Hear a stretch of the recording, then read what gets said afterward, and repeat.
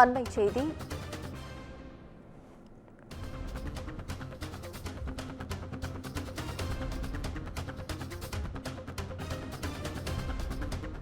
தொன்னூற்றி இரண்டாவது விமானப்படை தினத்தையொட்டி தாம்பரம் விமானப்படை தளத்தில் வீரர்களின் அணிவகுப்பு நிகழ்ச்சி நடைபெற்று வருகிறது. அதனை அண்மை செய்தியாக பார்த்துக் கொண்டு வருகிறோம்.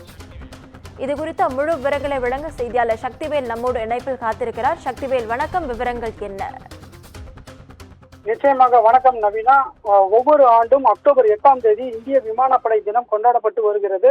அந்த வகையில் இந்திய விமானப்படையின் 92வது ஆண்டு தினத்தை ஒட்டி அக்டோபர் 6ஆம் தேதி சென்னை மெரினாவில் விமானப்படையின் வான் சாகச நிகழ்ச்சிகள் நடைபெற்றது. அதனைத் தொடர்ந்து அக்டோபர் 8ஆம் தேதி, அதாவது இன்று, தாம்பரம் விமானப்படை தளத்தில் விமானப்படை வீரர்களின் அணிவகுப்பு நிகழ்ச்சி சாகசங்களும் நடைபெற உள்ளது. மேலும் 92 ஆண்டுகால நினைவுகளை கூறும் வகையில் இந்திய விமானப்படைக்கு சொந்தமான 72 விமானங்கள் சாகச நிகழ்ச்சியில் பங்கேற்றன.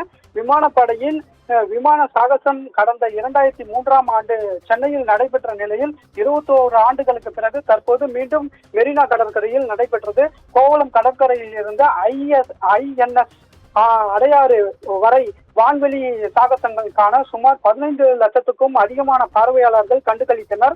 இதற்காக சென்னை கடற்கரையில் சிறப்பான ஏற்பாடுகளும் செய்யப்பட்டிருந்தது. இந்நிலையில் இன்று, அதாவது தாம்பரம் விமானப்படை பயிற்சி மையத்தில் வீரர்களின் அணிவகுப்பு நிகழ்ச்சி மற்றும் ஹெலிகாப்டர் சாகச நிகழ்ச்சிகளும் நடைபெற்றது. இந்த விழாவில் பாதுகாப்பு படையின் தலைவர் ஜெனரல் அலி சகவுன் மற்றும் விமானப்படை தளபதி KR மார்ஷல் அமர் பத்ரி சிங் உள்ளிட்ட பல அதிகாரிகளும் கலந்து கொண்டனர். நவீனா,